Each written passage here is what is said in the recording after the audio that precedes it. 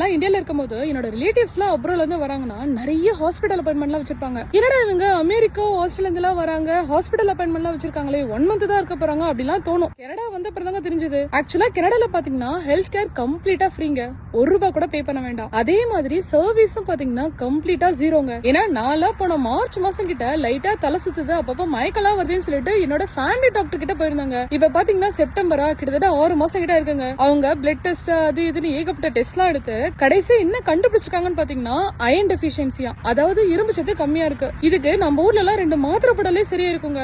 இதுக்காக நான் 6 மாசமா என்ன நினைச்சு மண்டையில பிரஷர் ஏத்தி, அது கூட பரவாயில்ல ஒரு வழியா கண்டுபிடிச்சிட்டீங்க, அதுக்காக 2 மாத்திரை மருந்து தரீங்களா?